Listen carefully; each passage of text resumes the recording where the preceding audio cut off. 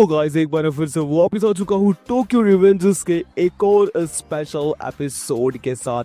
तो अगर तुमने लास्ट के 2 एपिसोड नहीं देखे तो क्या कर रहे हो, और फटाफट से जाओ, चैनल प्लेलिस्ट में है, उनको देखो। उसके बाद ही तुम्हें समझ में आएगा कि इस एपिसोड में आगे क्या होने वाला है। खैर बाकी ज्यादा बकवास न करते हुए आज का अपना ये एपिसोड स्टार्ट करते हैं। और हाँ, वीडियो में बहुत सारे स्पॉयलर्स हैं तो अपने रिस्क पे देखें। आज एपिसोड में हमने देखा था कि कैसे काजुटोरा मिला था माइकी ड्रैकन से, और कैसे काजुटोरा के फादर उसको और उसकी मदर को बहुत ज्यादा अब्यूज किया करते थे। लेकिन एंड मौके पे माइकी वहाँ पे एंट्री मारता है। जब काजुटोरा के फादर उसको ले जा रहे थे तभी उसके फादर को एक लात मार के माइकी उसके फादर को दूर कर देता है। और माइकी उसके फादर से गुस्से में बोलता है, तुम मेरे दोस्त काजुटोरा को कहाँ ले जा रहे थे। आगे हम देख पाते हैं कि अपना ड्रैकन, मित्सु और यहाँ पे पाचिन तीनों ही हंस रहे थे माइकी के ऊपर, जो उसने काजुटोरा के फादर के साथ किया उसको सुन के। अब माइकी को देख पाते जो कि काफी ज्यादा गुस्सा हो रहा था, और ड्रैकन को बोलता है चुप कर, मुझे लगा वो कोई किडनैपर है जो काजुटोरा को उठा के ले जा रहा है। कोई ड्रैकन उसे हंस के बोलता है, इसका मतलब ये थोड़ी कि तू लोगों के पेरेंट्स को मारता फिरेगा। तभी हम यहाँ पे बाजी को देख पाते हैं जो कि माइकी के पास आके काफी ज्यादा गुस्सा हो रहा था, क्योंकि माइकी किक करने के बाद बाजी को माफी मांगनी पड़ी थी काजुटोरा के फादर से। और ऐसा इसलिए क्योंकि भाई अपने माइकी को ऐसा लगा कि उसकी कोई गलती नहीं है इसमें, क्योंकि उससे तो लगा काजुटोरा को किडनैप किया जा रहा है। तभी पाचिन यहाँ पे काजुटोरा को देख के बोलता है, अरे मुझे नहीं लगता कि इसको कोई किडनैप भी करेगा, जरा इसको देखो, इसका लुक ऐसा देख के किडनैपर भी डर जाएगा। लेकिन काजुटोरा उसकी बात का कोई आंसर नहीं देता। वो माइकी के पास जाता है और माइकी को बोलता है, माइकी अब मैं समझ चुका हूँ कि ये सब लोग तुम्हें आखिर इतना पसंद क्यों करते हैं। काजुटोरा ये भी एडमिट करता है कि वो ग्रुप्स के साथ रहने में कुछ अच्छा नहीं है, कि कभी भी उसका कोई ग्रुप इतना अच्छा नहीं बना है। और वो अपने मन में ही कहता है कि यहाँ से मैं माइकी का दोस्त बनना चाहता हूँ। लेकिन फिर भी उसके मन में एक डर बैठा हुआ था कि पिछली बार की तरह भी उसे फिर से एक बार धोखा ना मिल जाए फ्रेंडशिप में। जिसके बाद काजुटोरा बाजी की तरफ देख के बाजी को सॉरी बोलता है, और बोलता है, सॉरी बाजी, क्योंकि मैं अकेला ही ठीक हूँ, क्योंकि मैं कभी भी एक फ्रेंड्स के ग्रुप में नहीं सरवाइव कर पाऊंगा। काजुटोरा अपने मन में ही सोच रहा था कि अगर तुम कभी भी किसी ग्रुप का पार्ट नहीं रहोगे, या तुम्हारे कभी इतने फ्रेंड्स नहीं होंगे, तो तुम्हें कभी भी डर नहीं होगा किसी के ऐसे धोखा देने का, और तुम हमेशा से अपने आप पे बिलीव कर पाओगे, और तुम्हें किसी की जरूरत नहीं पड़ेगी अपना ध्यान रखने के लिए। इसके बाद सीधा हमें एक हफ्ते बाद का सीन दिखाया जाता है। हम देख पाते हैं जंगपी को, जो कि भाई साहब काफी खतरनाक लुक में आया था, और वो अपने साथ काफी सारे बंदों को लेके आया था अपने काजुटोरा को पिटवाने के लिए। ये देख के काजुटोरा काफी ज्यादा डिसअपॉइंटेड था, और वो यही सोच रहा था कि हर कोई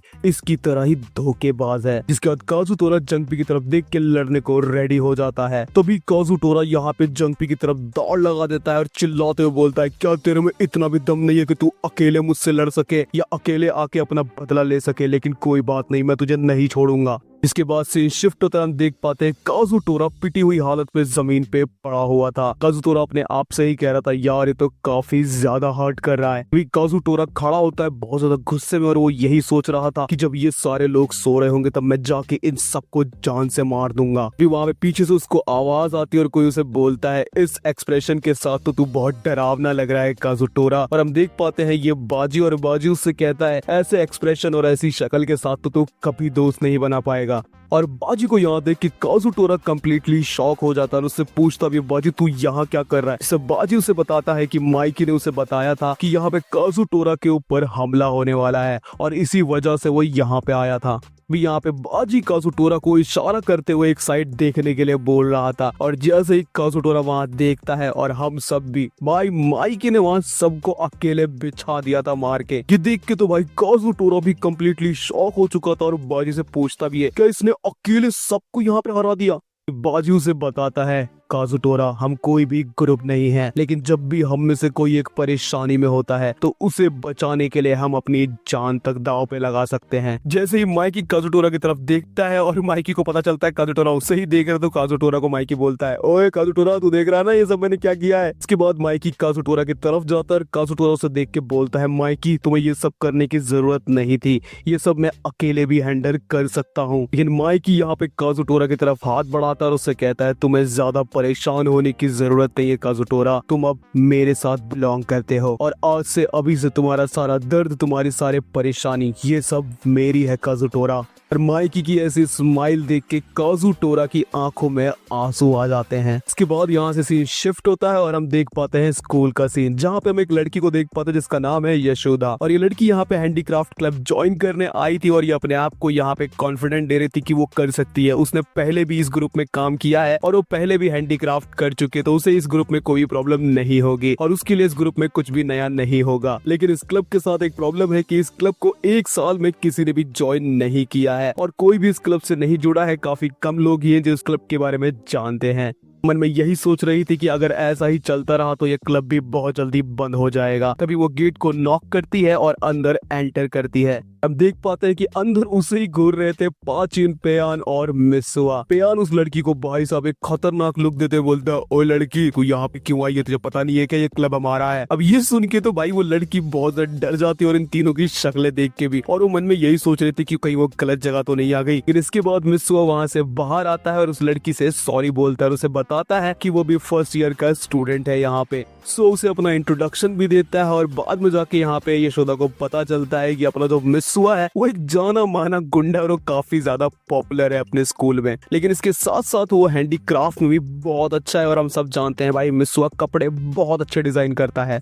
यशोदा हमें बताती है कि उसे डेलिक्विड से बहुत ज्यादा नफरत है और उसे हमारे पेयान और पाचिन दोनों ही नहीं पसंद है, उनकी शक्लें तक पसंद नहीं है। इसके बाद यशोदा मिसुआ को बताती है कि कैसे बहुत ही खराब हालत चल रही है यहाँ पे हैंडीक्राफ्ट क्लब की। इसके बाद मिसुआ उसे यकीन दिलाता है कि वो ये क्लब बंद नहीं होने देगा और वो यशोदा से हाथ भी मिलाता है कि वो दोनों मिलकर इस क्लब को बचाएंगे। के बाद यशोदा बहुत ज्यादा मेहनत करती है, वो 3 रातों तक जाग के पोस्टर्स यहाँ पे बनाती है ताकि वो और लोगों को भी अपने इस क्लब में ज्वाइन करा सके। और उसके बाद वो स्कूल में भी हर जगह इनको लगाती है और भी लोगों को यहाँ पे ज्वाइन कराने की कोशिश करती है ताकि इस क्लब को बचाया जा सके। इतना सब करने के बाद वो फाइनली पूरे कॉन्फिडेंट के साथ अपने हैंडीक्राफ्ट रूम में जाती है और वो मन में यही सोच रही थी कि 3 दिन तक उसने बिल्कुल भी नींद नहीं ली है और उसने इतनी मेहनत की इन 3 दिनों में, तो अभी तक कोई ना कोई तो वहां पे ज्वाइन हो चुका होगा। लेकिन जैसे ही वो अंदर जाती है वो काफी ज्यादा डिसअपॉइंट हो जाती है क्योंकि वहां पे एक भी पर्सन ज्वाइन नहीं हुआ था। और वो मिसुआ से भी पूछती है कि क्या इतनी मेहनत करने के बाद भी एक भी बंदा यहाँ ज्वाइन नहीं हुआ है। मिसुआ भी उसे काफी दुख से रिप्लाई करता है हाँ। और यशोदा मन में यही सोच रही थी कि उसने तो इतनी मेहनत की है फिर भी इतना सब बेकार हो गया। क्या हम पेयान को देख पाते हैं जो कि भाई साहब उस एप्लीकेशन फॉर्म को पढ़ रहा था और पढ़ते बोलता है यार ये एप्लीकेशन फॉर्म कितना बोरिंग है, अगर तुम इतने बोरिंग फॉर्म बनाओगे तो कौन ही ज्वाइन करेगा। मिसुआ यहाँ पे पेयान की काटते बोलता है पेयान तुम्हें ऐसा नहीं बोलना चाहिए, तुम्हें पता है ना उसने बहुत मेहनत की है, रातों को जाग के उसने ये एप्लीकेशन फॉर्म बनाया है। तभी यशोदा यहाँ पे रोने लगती है और रोते रोते वो वहां से भाग जाती है और कहती है मुझे नफरत है डेलिक्विड से। हम यहाँ पे पेयान की शक्ल देख पाते हैं जो कि भाई उसकी शक्ल पे 12 बज चुके थे क्योंकि उसे लग रहा था शायद उसकी बातों से उसे ज्यादा हर्ट हुआ है। उसके बाद हम नेक्स्ट डे का सीन देख पाते हैं जहाँ पे यशोदा आराम से क्लास से बैठी हुई थी और वो यही सोच रही थी कि अब वो हैंडीक्राफ्ट क्लब में किसी भी कीमत पे नहीं जाएगी। लेकिन उसके सरप्राइजिंगली वो देख पाते हैं कि वहाँ पे काफी सारे लोग हैंडीक्राफ्ट क्लब के बारे में ही बात कर रहे थे और वहाँ पे सभी लोग इंटरेस्टेड थे यहाँ पे हैंडीक्राफ्ट क्लब को ज्वाइन करने के लिए। और ये सुन के उसको काफी ज्यादा राहत मिलती है। और जब यशोदा अपनी क्लास से बाहर निकलती है हैंडीक्राफ्ट क्लब के लिए तो वो देखती है कि हैंडीक्राफ्ट क्लब के बाहर एक बहुत लंबी लाइन लगी थी। तो वो लाइन के स्टार्ट में जाके देखती है कि आखिर लाइन कहाँ जा रही, तो देख पाते हैं कि भाई ये तो हैंडीक्राफ्ट क्लब की तरफ जा रही है। हम यहाँ पे हमारे पाचिन को देख पाते हैं जो कि लाइन के आगे होस्ट बन के सबको अपने आप को इंट्रोड्यूस कर रहा था और अपने क्लब को ज्वाइन करने के लिए बोल रहा था। जब वो क्लब के अंदर जाती है तो हम देख पाते हैं भाई बहुत ही अच्छी सजावट हो रखी थी और हम देख पाते हैं कि अपना मिसुआ और पेयान दोनों ही मिलके और लोगों को भी अट्रैक्ट कर रहे थे। जिसके बाद वो जैसे ही अंदर जाके एप्लीकेशन फॉर्म्स को देखती है वो काफी ज्यादा हैरान हो जाती है कि इतने सारे लोग यहाँ पे हैंडीक्राफ्ट क्लब को ज्वाइन करना चाहते हैं। और ये सब देख के यशोदा काफी ज्यादा हैरान हो चुकी थी। और मिसुआ यहाँ पे यशोदा के पास आके बोलता है कि यहाँ पे बहुत सारे लोगों ने हमारे क्लब को ज्वाइन किया है, मैं ये नहीं जानता कि वो कब तक टिकेंगे, लेकिन हाँ अभी के लिए तो बहुत सारे लोग यहाँ पे आ चुके हैं और डेलिक्विड इन सब कामों में काफी ज्यादा एक्सपर्ट है। और यहाँ पे लगभग 20 लोग उनको ज्वाइन कर चुके थे, जिसके बाद यशोदा के साथ तक 5 ही लोग बचते हैं आखिर में ईयर तक। कि जैसे ही सेकंड ईयर होता है वैसे ही वहाँ पे 5 से सीधा 25 लोग हो चुके थे और 25 के 25 लोग यहाँ पे काफी खुश थे हैंडीक्राफ्ट क्लब में काम करते हुए। जैसे ही सेकंड ईयर बीत रहा था हम देख पाते हैं हमारा जो मिसुआ है वो प्रेसिडेंट बन जाता है हैंडीक्राफ्ट क्लब का और यशोदा यहाँ पे बन जाती है वाइस प्रेसिडेंट। उसके बाद वहाँ पे एंट्री होती है पियान की और वो मित्सुआ को वहाँ पे बुलाने आया था खेलने के लिए, लेकिन यसूदा उसको भाई साहब डांट के वहाँ से भगा देती है। लेकिन उसके साथ जो और लोग काम कर रहे थे हैंडीक्राफ्ट क्लब में, उन दोनों को देख के उन्हें लगता है कि यार ये तो बहुत अच्छे पार्टनर बन सकते हैं। और इसी एक यूनिक लव स्टोरी के साथ अपना ये चैप्टर यहीं पे खत्म होता है। फिर कैसा लगा तुम्हें एपिसोड मुझे कमेंट्स में जरूर से बताना। और हाँ, इसका नेक्स्ट जो वीडियो होगा वो लास्ट चैप्टर होगा, उसके बाद हम स्टार्ट करेंगे टोक्यो रिवेंजर के सीजन 3 को। बाकी अगर तुम्हें वीडियो अच्छा लगा हो तो एक लाइक कर देना और चैनल को सब्सक्राइब कर देना। हम मिलेंगे मेरी अगली वीडियो में, तब तक के लिए बाय बाय।